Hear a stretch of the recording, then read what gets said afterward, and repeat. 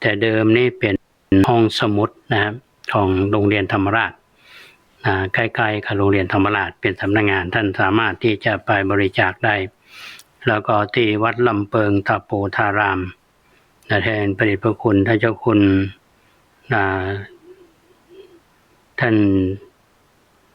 เจ้าวาดท่านเจ้าคุณวัดลำเปิงเขาก็เปิดศูนย์เพื่อท่านทั้งหลายเข้าไปบริจาคได้แล้วแต่ละวัดที่กล่าวมานี้ท่านก็ยังเรียกว่าซับน้ำตาแจกเข้ากล่องซึ่งอย่างวัดพุทธสิงห์นี้ซึ่งเมื่อตอนเที่ยงถึงบ่ายโมงที่ผ่านมาวันนี้พระเดชพระคุณท่านเจ้าคุณพระเทพสิงหวราจารย์ท่านเจ้าวาดท่านรองเจ้าคณะจังหวัดเชียงใหม่ท่านพระครูวิทิตศาสนาธรรองเจ้าคณะอำเภอเมืองเชียงใหม่พร้อมบรรดาพระเจ้าประสงค์สามเณรวัดพระสิงห์เฮาก็มอบข้าวกล่องจำนวน300 กล่องแล้วก็ญาติโยมที่ทราบข่าวเพื่อนขอนำอาหารมาสมทบอันนี้ก็เป็นการช่วยเหลือกันในยามที่เราลำบากอันนี้ในเบื้องต้นอันนี้ก็ต้องอนุโมทนากับท่านทั้งหลายอันนี้เป็นเรื่องกล่าวนำท่านทั้งหลายได้มีส่วนร่วมได้รับทราบที่ทำบุญเราได้ร่วมอนุโมทนาบุญกันในช่วงเวลาที่เหลืออยู่ประมาณ10 กว่านาทีที่จะถึงหันถึงเวลา6 โมงครึ่งธรรมาภาพจะขอนำหัวที่เป็นหัวใจก็คือสาระซึ่งเป็นคำสอนในทางพระศาสนามานำเสนอให้ท่านทั้งหลายได้พินิจพิจารณากันโดยเฉพาะอย่างยิ่งในสังคมของเราในปัจจุบันนี้ถ้าเรามองกันบอกว่าโลกเรานี่มันอาจจะบอกว่าเป็นกำลังเดือดร้อนด้วยภัยโควิดเนี่ยนะก็มีผลกระทบมากมายแต่ว่าท่านในขณะเดียวกันเนี่ยเราจะมองในท่ามกลางปัญหาเนี่ยมันก็ยังมีคนที่มีน้ำจิตน้ำใจก็เรียกว่ามีความเมตตากันอยู่มีความเกื้อกูลแบ่งปันกันอยู่ก็ยังมาถึงคำว่าปล่อยปละละเลยเรียกว่าเราไม่ทิ้งกันลักษณะนั้นเพราะฉะนั้นในพระพุทธพจน์ที่องค์สมเด็จพระสัมมาสัมพุทธเจ้าท่านได้ตรัสเอาไว้ว่าโลโกปัฏฐัมภิกาเมตตาเมตตาเป็นเครื่องค้ำจุนโลกก็ยังใช้อยู่เสมอเราจะหันได้ว่าในเรื่องนี้ถ้าเราจะมองถึงการที่องค์สมเด็จพระสัมมาสัมพุทธเจ้าท่านได้ตรัสเรื่องนี้เรามองกันว่าในสังคมของเรานี้ไม่ใช่ว่ามันจะโหดร้ายจะเกินไปคนที่มีความเมตตามีความเอื้อเฟื้อมีน้ำใจต่อกันนี่มีอยู่ในยามที่ลำบากเนี่ยเราจะได้ชัดเจนในเรื่องนี้เพื่อท่านผู้ฟังได้ทราบที่ไปที่มาว่าพระพุทธเจ้าของเราเนี่ยท่านได้ตรัสเรื่องนี้เอาไว้โดยอาตมาภาพไปอ่านอยู่ในพระสูตรหนึ่งเรียกว่าโอคาสูตรก็อยากจะนำมาเสนอให้ท่านทั้งหลายได้รับทราบว่าเรื่องราวเป็นมาอย่างไรแล้วก็พระองค์ท่านได้ตรัสเกี่ยวกับเรื่องของการเจริญเมตตาก็ดีหรือความเมตตาก็ดีเอาไว้และจะมีอานิสงส์ประการใดเรื่องนี้มีเรื่องย่อว่าในสมัยหนึ่งพระพุทธเจ้าประทับอยู่ที่พระเชตวันกรุงสาวัตถีในครั้งนั้นพระองค์ท่านก็ได้แสดงถึงอานิสงส์แห่งการเจริญเมตตาก็ได้ทรงยกเอาการฮือตาลมาเป็นเครื่องเปรียบเทียบดังนี้ภิกษุทั้งหลายผู้ใดพึงฮือตาลประมาณ100 หม้อใหญ่ในเวลาเช้าผู้ใดพึงฮือตาลประมาณ100 หม้อใหญ่ในเวลาเที่ยงแล้วผู้ใดพึงฮือตาลประมาณ100 หม้อใหญ่ในเวลาเย็นแต่ถ้าว่าผู้ใดพึงเจริญเมตตาจิตในเวลาเช้าโดยที่สุดแม้แห่งชั่วขณะแห่งการหยดของน้ำนมบัวหรือว่าผู้ใดพึงเจริญ ริญตาจิตในเวลาเที่ยงโดยที่สุดแม้เพียงชั่วขณะแห่งการหยดแห่งน้ำนมบัวและผู้ใดพึงเจริญเมตตาจิตในเวลาเย็นโดยที่สุดเพียงชั่วขณะแห่งการหยดของน้ำนมบัวเรากล่าวว่าการเจริญเมตตาจิตนี้มีผลมากกว่าทานที่บุคคลฮื้อแล้ว3 เตื้อในวันหนึ่งนั้นเพราะเหตุดังกล่าวนี้เธอทั้งหลายพึงศึกษาอย่างนี้ว่าเราจะเจริญเมตตาเจโตวิมุตติกระทำฮื้อมากกระทำฮื้อเป็นประดุจยานพาหนะกระทำฮื้อเป็นที่ตั้งอาศัยฮื้อมั่นคงสังสมเมตตาและปราลบด้วยดีภิกษุทั้งหลายเธอทั้งหลายพึงศึกษาเมตตาธรรมอย่างนี้แหละอันนี้เป็นสาระสำคัญในพระสูตรนี้พี่น้องท่านสาธุชนท่านผู้ฟังทุกท่านถ้าเฮาฟังแล้วก็พินิจพิจารณาตามเนื้อหาที่พระองค์ท่านได้ตรัสแก่บรรดาพระภิกษุสงฆ์เราจะเห็นได้ว่าอาการฮือตาลที่พระองค์ท่านได้เปรียบเทียบไว้อย่างเฮาท่านทั้งหลายเนี่ยได้ช่วยเหลือกันท่านเปรียบเทียบเหมือนการฮือตาลอาหารเนี่ยหม้อใหญ่เนี่ยถึงเช้าถึงเวลาเที่ยงถึงตอนมะแรงเตื้อรับ100 หม้อก็ดีท่านบอกว่าการเจริญเมตตาจิตช่วงของเวลาเช้าก็ดีเวลาเที่ยงก็ดีเวลาตอนมะแรงก็ดีเนี่ยชั่วเพียงการหยดแห่งน้ำนมงัวหยดหนึ่งเนี่ยนะมีค่ายิ่งกว่าการฮื้อทานอันนี้ท่านทั้งหลายจะเห็นได้ว่าความยิ่งใหญ่ที่คนเฮานี้มีความเมตตาต่อกันเนี่ยครับพระองค์ท่านจึงเน้นสอนบรรดาพระภิกษุสงฆ์ที่บอกว่าถึงทั้งหลายพึงศึกษาอย่างนี้คือพระองค์ท่านเน้นเรื่องของการเจริญเมตตาจิตแบบเจโตวิมุตติแล้วก็พยายามเน้นฮื้อธรรมฮื้อมากที่สุดแล้วก็จะเกิดการสร้างสมความเมตตาอันนี้เป็นเรื่องที่เป็นหัวของพระสูตรนี้เลยท่านผู้ฟังแต่มันมาได้ความหมายเขาว่าเฮาการฮื้อวัตถุสิ่งของบ่มีประโยชน์แต่ว่าการที่เฮามีจิตเมตตาคือเจริญเมตตาจิตต่อกันเนี่ยมันยิ่งใหญ่เพราะฉะนั้นในอานิสงส์ของการเจริญเมตตาเนี่ยเราจะเห็นได้ว่าในพระสูตรหลายๆพระสูตรเนี่ยก็มีอย่างในเมตตาสูตรอีกแห่งสูตรหนึ่งเนี่ยซึ่งก็ได้แสดงอานิสงส์ว่าคนที่เจริญเมตตาอยู่เนืองๆย่อมได้ผล8 ประการที่หนึ่งคือหลับก็เป็นสุขคนที่บ่มีภัยอย่างบ่ได้ทำก่อความเดือดร้อนอย่างฮื้อภัยก็รับเป็นสุขตื่นก็เป็นสุขพอฝันหันสิ่งที่เป็นลามกก็เป็นที่ฮักของมนุษย์เป็นที่ฮักของมนุษย์เทวดาก็รักษาไฟและยาพิษหรือสัตตานี่บักผู้นั้นเอาแทงตลอดคุณธรรมที่สูงขึ้นก็ยอมไปเกิดในพรหมโลกอันนี้เป็นในเมตตาสูตรที่ท่านได้กล่าวเอาไว้นะครับท่านผู้ฟังลองพิจารณาดูว่าคนที่บ่มีเวรมีภัยยังเฮามีการแบ่งปันกันมีความเมตตากันเพราะฉะนั้นคนที่รับเป็นสุขบ่เครียดตื่นก็เป็นสุขที่สำคัญนั้นคนที่มีความเมตตาเนี่ยเราจะอยู่ที่ไหนเนี่ยมันก็เป็นที่ฮักของคนเป็นที่ฮักของเทวดาแม้แต่เป็นที่ฮักของพวกมนุษย์นะครับอย่างครูบาอาจารย์เปิ้นเคยได้สั่งสอนว่าการที่เฮาท่านทั้งหลายเจริญเมตตาจิตต่อกันเนี่ยนะครับแม้แต่เทวดาเปิ้นก็รักษายาพิษอย่างต่างๆนี่ก็บ่สามารถที่จะทำลายได้สัตราวุธอย่างก็บ่ทำลายได้ อันนี้เป็นอานิสงส์นะครับมีเรื่องอยู่ในธรรมบทอาตมาพอนึกได้เรื่องนี้ท่านผู้ฟังว่ามีกลุ่มของภิกษุที่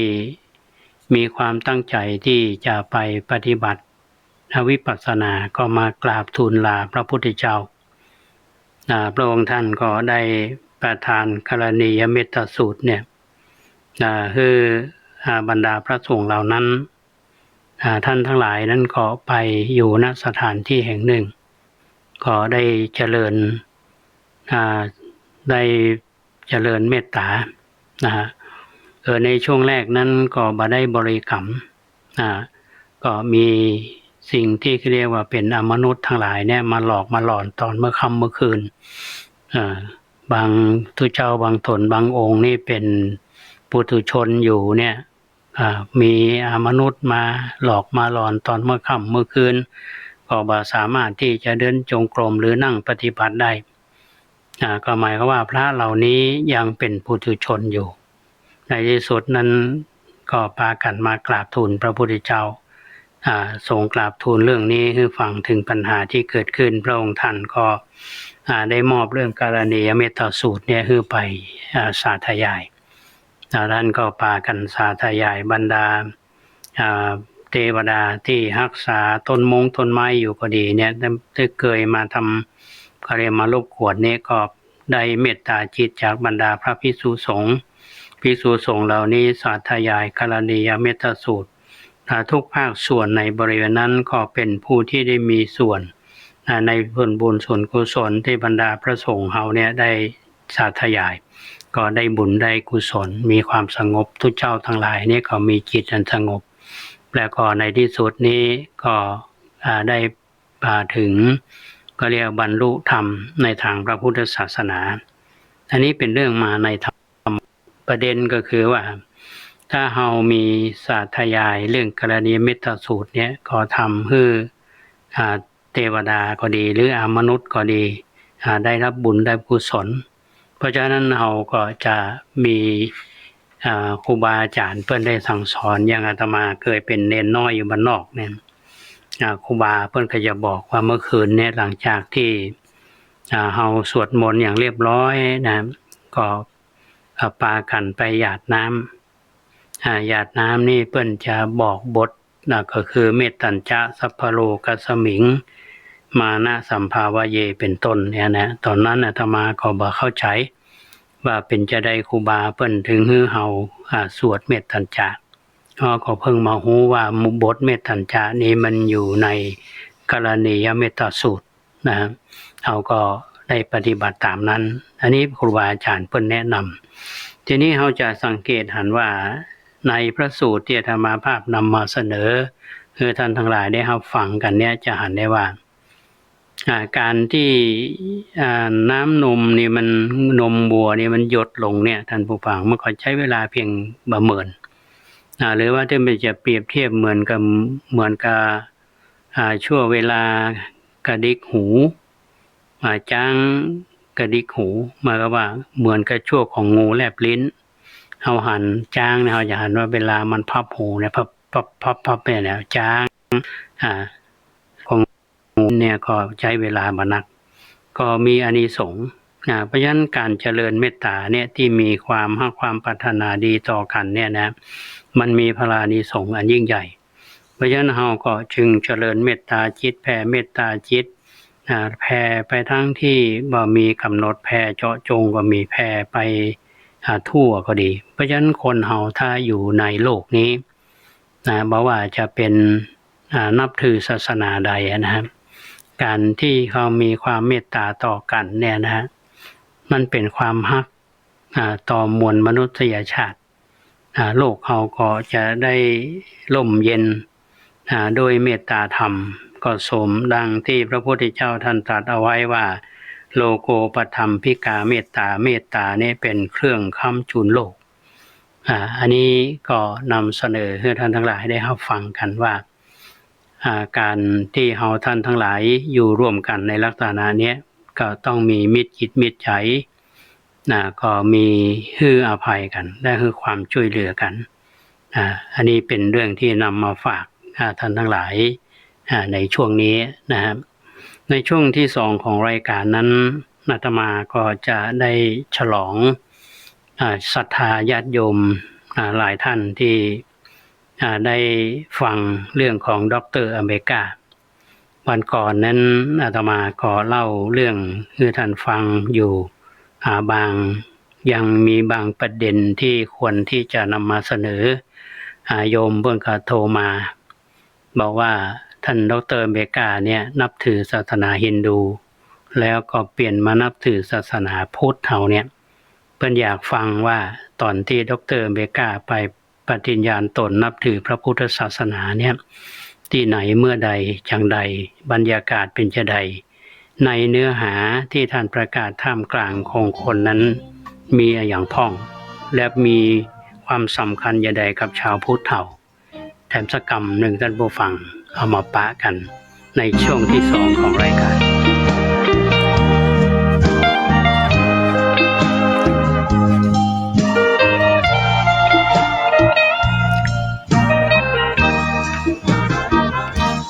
หน่วยอบรมประชาชนประจำตำบลหรือที่พวกเราทุกคนเรียกสั้นๆว่าอปต.สมเด็จพื้นวัดสามพระยาท่านเป็นคนก่อตั้งแต่ปี18แล้วเนาะกว่า40 ปีที่ยังยัดยืนงาน8 ภาระที่ท่านให้พระนำพานำทางให้รู้ให้ใจให้หวัง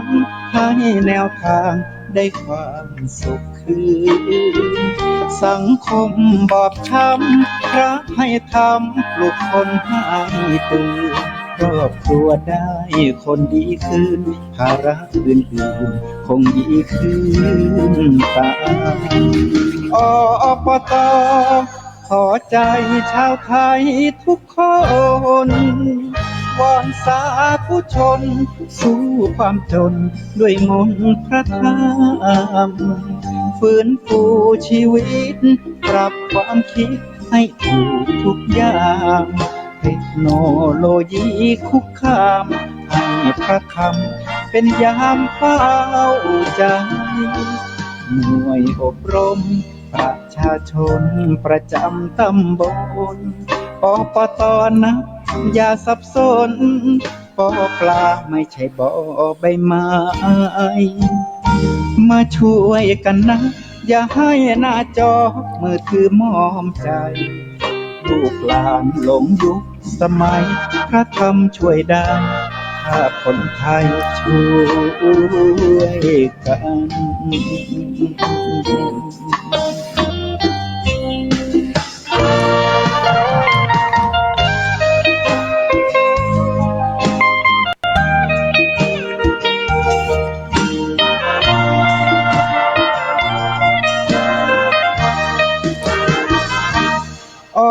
ปต.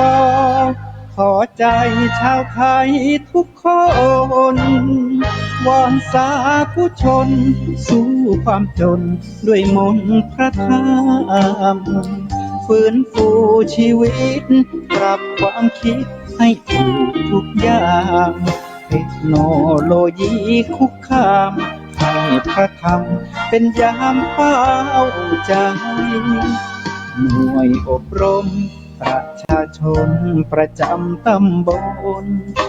ปต.นะอย่าสับสนปอปลาไม่ใช่บอใบไม้มาช่วยกันนะอย่าให้หน้าจอมือถือมอมใจลูกหลานหลงยุคสมัยพระธรรมช่วยได้ถ้าเราช่วยกันมาช่วยกันนะอย่าให้หน้าจอมือถือมอมใจลูกหลานหลงยุคสมัยปต.ขอใจคนไทยช่วยกัน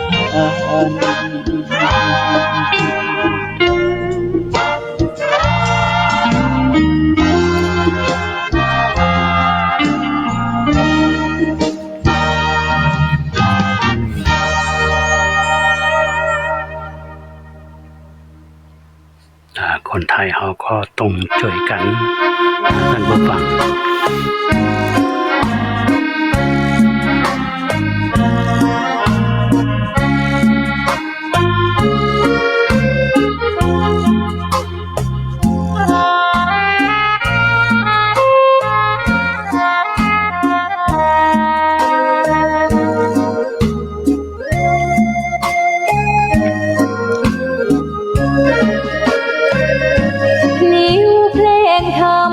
ถูกถ้อยคำเข้าถึงจิตใจฟังรายการวิทยุเสียงใสส่งถึงใจไปสู่ปลายนาสารธรรมน้อมนำมองพระศาสดาบอกผู้คนทั่วลาหันมาเข้าวัดฟังธรรมคลื่นเสียงนี้เป็นคลื่นธรรมะจากใจส่งถึงบ้านไกลบ้านไกลฟังได้สุขใจล้ำยามดึกดื่นค่ำคืนมีงานต้องทำเป็นคลื่นสารธรรม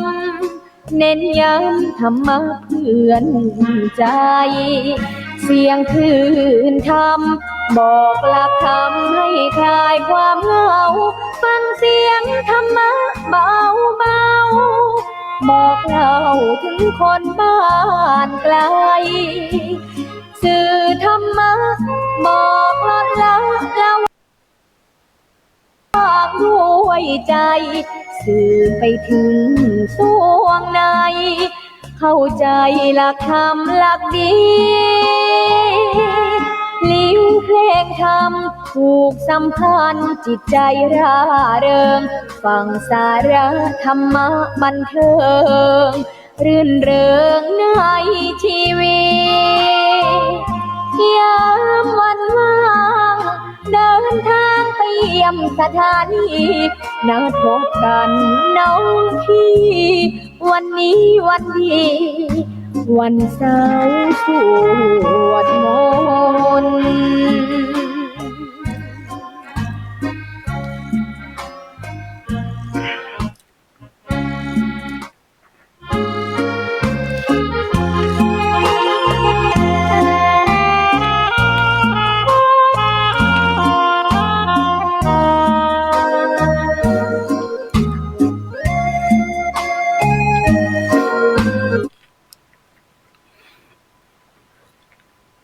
พี่น้องท่านผู้ฟังทุกท่านกำลังฟังรายการร่มโพต่างสถานีวิทยุสาธารณะจังหวัดเชียงใหม่ FM 92.25 เมกะเฮิรตซ์ธรรมภาพพระครูโคสิทธิ์ปริยัตยาพร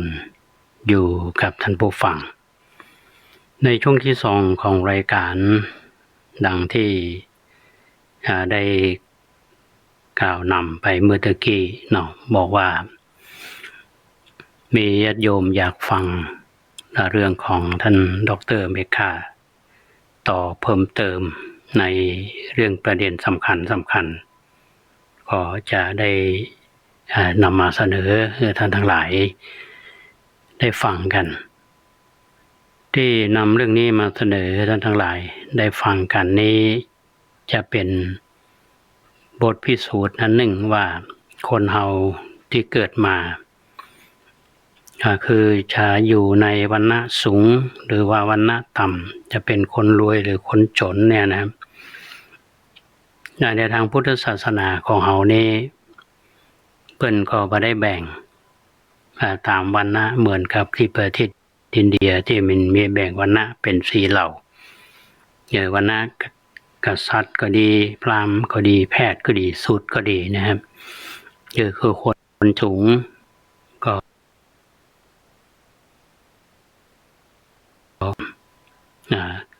อย่างท่านดร.เมกาเนี่ยเป็น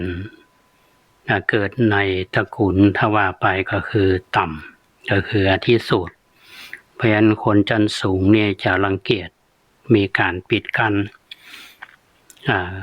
บ่ยอมรับนะฮะ เพราะฉะนั้นโอกาสของคนชั้นต่ำนี้ในเรื่องของการศึกษาก็ดีหรือการยอมรับในสังคมก็ดีเนี่ยเป็นการยากในสังคมของอินเดียแต่ว่าท่านดร.อเมริกานี่พิสูจน์ดังหลักคำสอนของพระพุทธศาสนาว่าพุทธศาสนานี่คือความเสมอภาคและก็ความยุติธรรมถ้าทั้งหลายลองเปรียบเทียบดูเรื่องราวที่อาตมาภาพนำมาเสนอในเรื่องของเจ้าชายในสักยะบอกว่า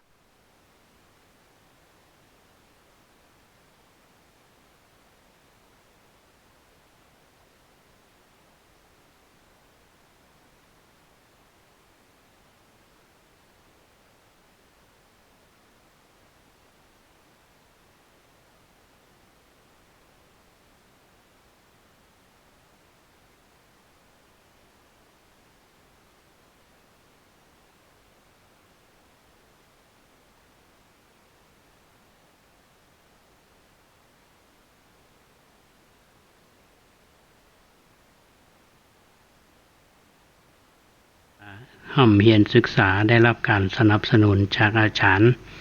คือใจนำสกุลเราได้การส่งเสริมไปศึกษาต่อที่ประเทศอังกฤษเพราะว่าได้รับการสนับสนุนจากเจ้าชายแห่งโครักกปูจากการสนับสนุนแล้วก็พระองค์ท่านเนี่ยพยายามที่จะให้โอกาสชนชั้นต่ำท่านก็ได้ศึกษาจบปริญญาตรีปริญญาโทปริญญาเอกทีนี้ท่านปิกมาแล้วเนี่ยท่านผู้ฟังจะได้ว่ามีหน้าที่หนึ่งที่ท่านได้รับเกียรติจากคนชั้นสูงในช่วงนั้นท่านคานทีนี่เป็นวรรณะสูงกว่าและท่านเยาวรานิลูซึ่งเป็นนายกรัฐมนตรีบอกว่าจะเป็นท่านอนุรุต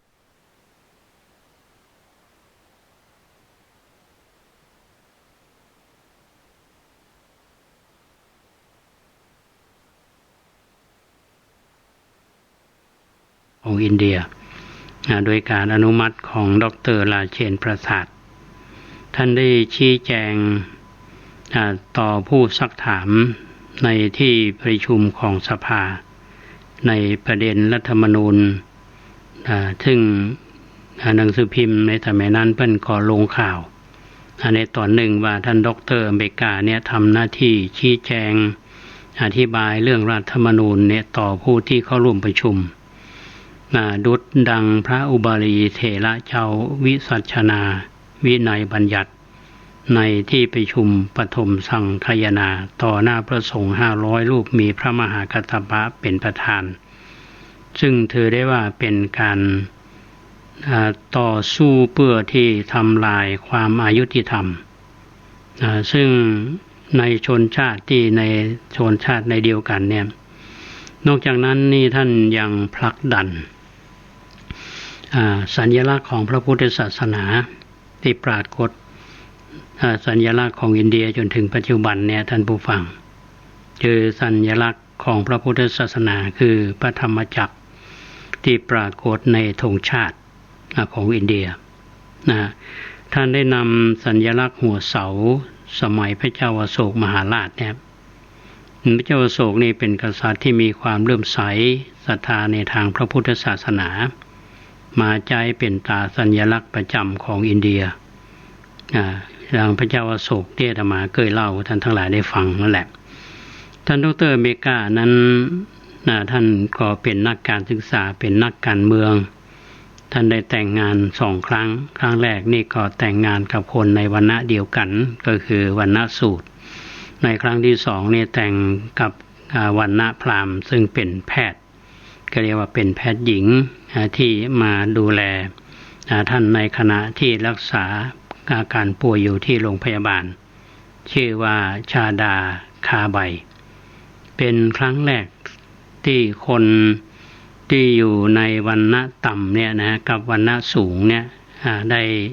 ทำพิธีแต่งงานกัน ซึ่งในสมัยนั้นเนี่ยท่านดร.เบกามีอายุ56 ปีปรากฏว่างานแต่งงานเนี่ยมีทั้งนักการเมืองมีทั้งพ่อค้าวรรณะต่างๆเนี่ยมาร่วมงานนะครับหลังจากนั้นท่านดร.เบกาท่านก็ได้ลงจากเก้าอี้ทางการเมืองหลังจากที่ได้มีการประกาศใช้รัฐธรรมนูญซึ่งเป้าหมายในการทำงานนั้นท่านดร.เบกาก็มีเป้าหมายในการต่อสู้เพื่อคนชั้นต่ำแต่ท่านคันธีนี่ต่อสู้เพื่อคนชั้นสูงแต่อ้างว่าเพื่อที่จะขับไล่อังกฤษในสมัยนั้นนะครับอันนี้เป็นเงื่อนไขท่านดร.เบกาหลังจากที่ได้ลงจากตำแหน่งทางการเมืองแล้วเนี่ยท่านก็มาเรียกร้องความเป็นธรรมคือคนอยู่ในวรรณะต่ำทีนี้มีประเด็นที่ญาติโยมสนใจนั่นก็คือที่ท่านดร.เบกาเนี่ยแสดงตนเป็นพุทธมามกะเป็นเหตุการณ์สำคัญที่ดิกชภูมินี่เป็นสถานที่ที่ดร.เบกาได้ปฏิญญาณตนนับถือพระพุทธศาสนาตอนที่อาตมาภาพอยู่เมืองอรังกบาทเนี่ยก็มีโอกาสได้ไปเยือนในสถานที่นี้จำได้ว่าตอนที่ไปเนี่ยจะเป็นที่คนอินเดียถึงหมดนี่มารวมกันนะครับในย้อนไปในสมัยนั้นนี่ท่านดร.เบกาได้นำชาวอาทิสูตรนี้ประมาณ 500,000 คนปฏิญญาณตนเป็นพุทธมามกะจริงๆแล้วนี่ท่าน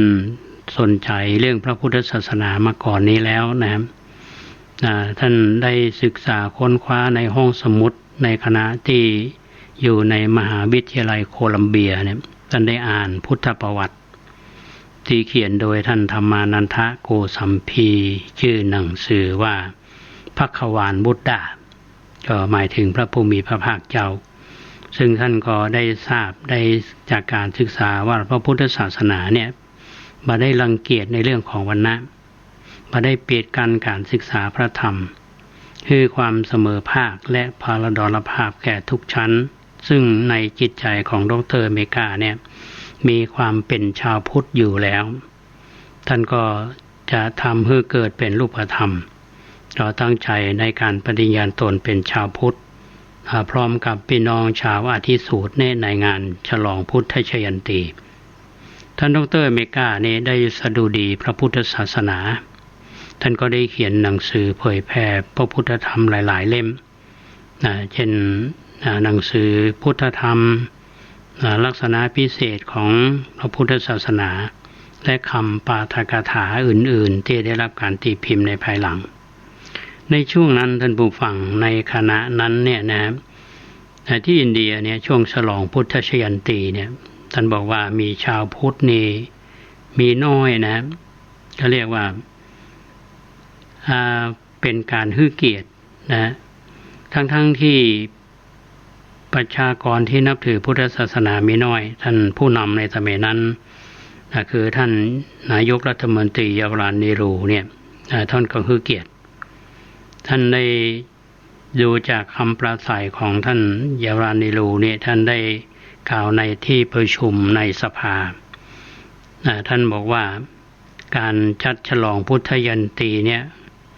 ว่าพระพุทธเจ้าเนี่ยเป็นบุตรที่ปราดเปรื่องยิ่งใหญ่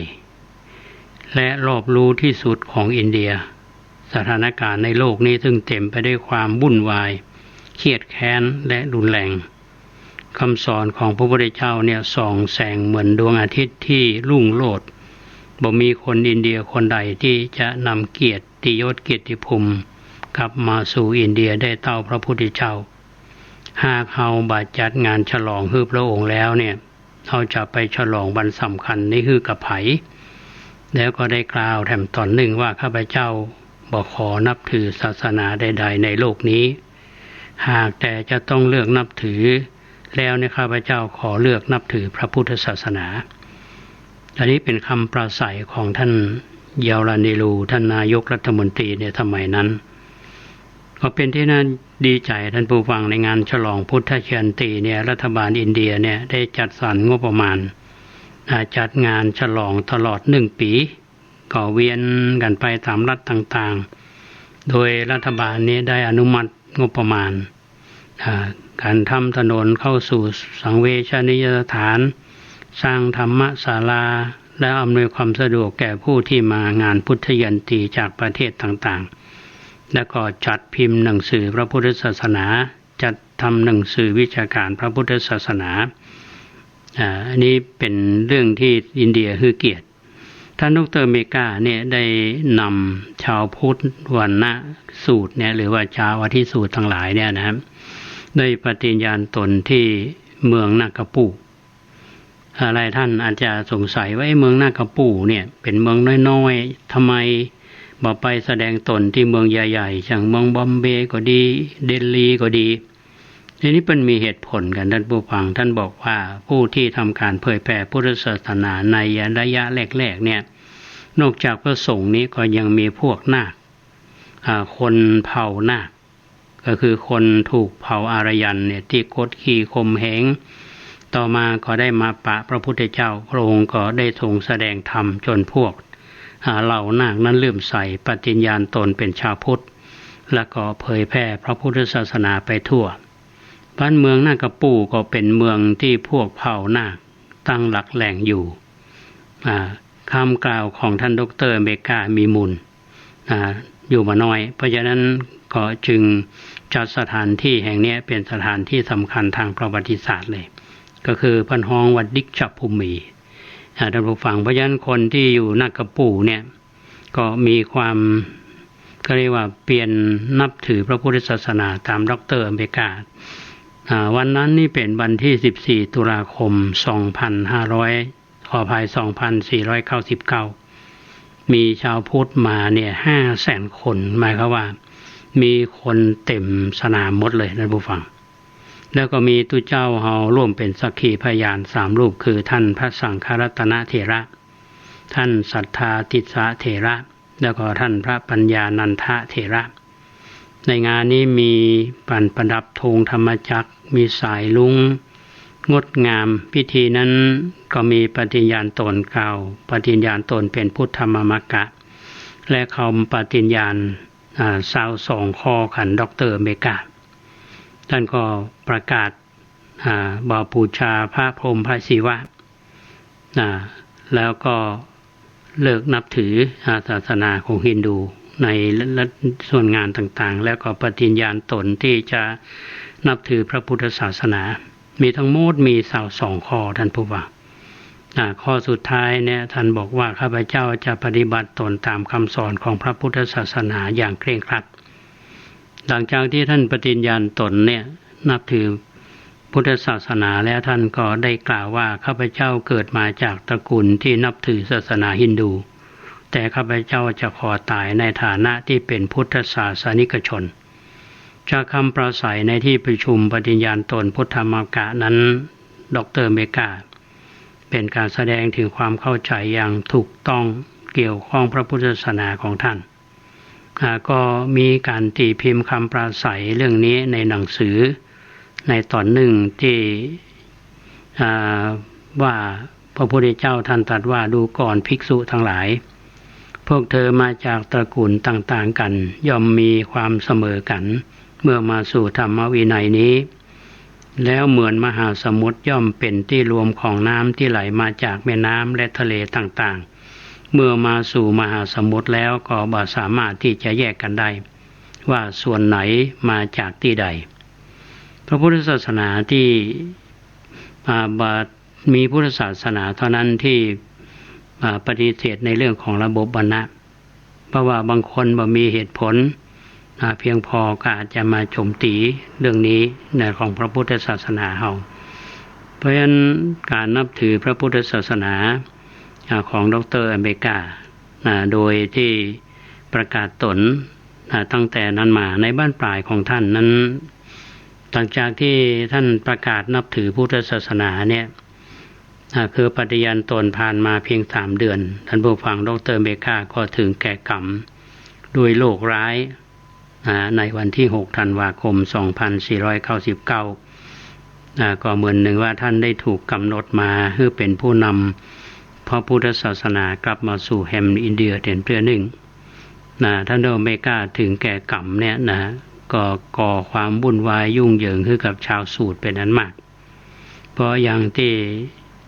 บัดตันที่ท่านจะพาพวกเขาถึงจุดหมายได้ท่านก็มาถึงแก่กรรมก็เหมือนเหือที่ขาดหางเสือหลายท่านก็แสดงความเสียใจอย่างสุดซึ้งเมื่อข่าวมรณกรรมของท่านแพร่สะพัดออกไปรัฐมนตรีก็ดีนักการเมืองหลายๆท่านก็เดินทางมาเคารพศพมาแสดงความเสียใจแก่ภรรยาของท่าน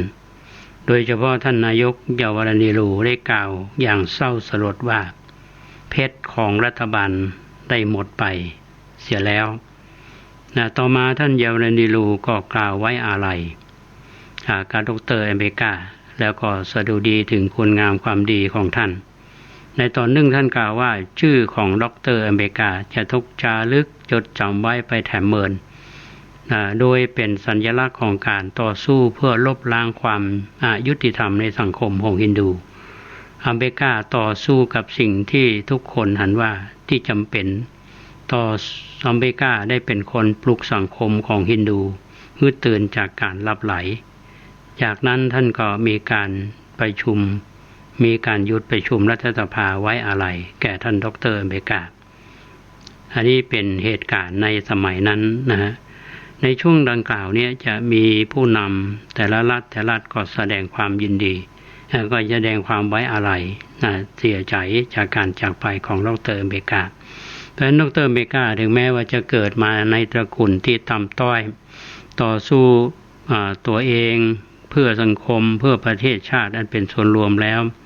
ตั้งแต่เกิดมาจนถึงวินาทีสุดท้ายของชีวิตท่านก็จากไปก็ทิ้งความดีไว้ให้กับคนรุ่นหลังได้สรรเสริญบรรดาชาวพุทธในอินเดียเนี่ยก็เชื่อกันว่าวิญญาณของท่านดร.อเมริกาเนี่ยยังบ่ไปไหนก็ยังวนเวียนอยู่กับพวกเขาแล้วก็ช่วยเหลือพวกเขาเพราะดร.อเมริกาบ่เคยทิ้งคนจนบ่เคยทิ้งคนยากมีแต่การให้ความช่วยเหลืออยู่ตลอดเวลาดังนั้นจากที่พวกเขาสวดพุทธังสรณังคัจฉามิธัมมังสรณังคัจฉามิสังฆังสรณังคัจฉามิแล้วเขาก็ยังอ้างเอาดร.อเมริกาเป็นสรณะเป็นที่พึ่งตัวโดยได้สวดว่าพิมพังสรณังคัจฉามิอันนี้เขาจะได้ยินตลอดท่านผู้ฟังเวลาเขาไปเข้าร่วมกิจกรรมของชาวอินเดียโดยเฉพาะในที่อาตมาไปศึกษาต่อที่เมืองออลังกาบาดทีนี้ว่าเขาฟังเรื่องนี้แล้วนี่เขาได้คุณธรรมที่ควรจะยึดถือแบบอย่างในประการแรกคือความมุมานะพยายามในการศึกษาเราเรียนถึงแม้ว่าจะลำบากเดือดร้อนขนาดไหนก็ก้มหน้าก้มตามุมานะต่อไปโดยบ่หยุดยั้งจนกระทั่งจบปริญญาเอกนี่คือความสำเร็จของคนยากจนที่เกิดในวรรณสูตรและก็มีความอดทนเป็นเลิศที่เราเรียนเผชิญปัญหาต่างๆในระบบของวรรณะท่านก็สามารถที่จะเป็นผู้นำได้แล้วก็มีสติปัญญาสามารถเรียนจบถึงขั้นปริญญาเอกแล้วท่านที่สำคัญที่สุดก็คือยึดมั่นในความมั่นคงของพุทธศาสนาดร.อเมริกาได้นำหลักธรรมคำสอนของพุทธศาสนาเนี่ยไปเผยแพร่แล้วก็อยู่จนถึงบัดนี้นี่ก็คิดว่าคงจะเป็นประโยชน์แก่ท่านผู้ฟังที่อาตมานำมาเล่าอย่างน้อยเนี่ยท่านก็ได้มาศึกษาเรื่องราวของดร.อเมริกาจากที่เขาได้ศึกษาเรื่องของคันธีซึ่งเป็นผู้นำในการต่อสู้แบบอหิงสาจนในอินเดียได้รับเอกราชดร.อเมริกาก็มีส่วนสำคัญเป็นคนสำคัญท่านหนึ่งที่ทำให้ประเทศอินเดียเนี่ยได้รับเอกราชแล้วก็สร้างความเป็นเอกราชที่สำคัญที่สุดนั่นคือท่านนำพระพุทธศาสนาเนี่ยไปสู่อินเดียแทนครั้งหนึ่งชาวพุทธที่นับถือตามท่านดร.อเมริกาก็มีที่ยืนนักขึ้นแล้วก็ได้รับการศึกษาเป็นครูบาอาจารย์ในมหาวิทยาลัยหลายๆท่านที่อาตมารู้จักกันเพราะฉะนั้นวันนี้ก็นำเรื่องดร.อเมริกามาเล่าสู่ท่านทั้งหลายได้ฟังกันในช่วงท้ายของรายการวันนี้ก็เชิญชวนกันแถมครั้งหนึ่งท่านที่มีเจตนาศรัทธา จะร่วมบุญในโครงการมอบทานมอบธรรมปันน้ำใจสู่โควิด-19 ท่านสามารถโอนเงินได้เลขที่679194146 ที่ธนาคารกรุงไทยสาขาศูนย์ราชการและก็บริจาคของได้วัดทุกวัดในอำเภอเมืองหรือบริจาคที่วัดประสิงห์วัดลำเปิงและวัดสวนดอกที่สำนักงานเจ้าคณะอำเภอเมืองหรือว่าที่วัดประแดงมหาวิหารที่อาตมาภาพพระครูโคสิทธิ์ปริยัตยาภรณ์หรือโทรศัพท์มาสอบถามก่อนก็ได้หมายเลข0818815690 อันนี้เป็นเรื่องที่ได้เชิญชวนกันทั้งต้นรายการและท้ายรายการแล้วก็ญาติโยมที่จะมีส่วนในร่วมกิจกรรมของงานของวัดประแดงก็คือวันกตัญญูวันที่26พฤษภาคม2563มีการสวดทักษิณานุปทานมอบทุนการศึกษาให้กับพระภิกษุสามเณรวัดประแดงเฮาถวายภัตตาหารเพลแล้วก็ท่านใดที่จะร่วมเป็นเจ้าภาพทุนการศึกษาร่วมเป็นเจ้าภาพมาภัตตาหารงานนี้เอาจัดแบบฉบับกระเป๋าท่านผู้ฟังเน้นตามนโยบายของทางราชการก็ผู้คนเขาก็บ่เน้นมานักเท่าใดแต่ว่าเขาก็ต้องจัดตามระเบียบเปิ่นนะครับคิดว่าในเดือนพฤษภาคมนั้นเขาภาวนากันอยู่ว่าโควิดน่าจะไปแล้วนะถ้าไปแล้วก็จะสะดวกขึ้นนะครับ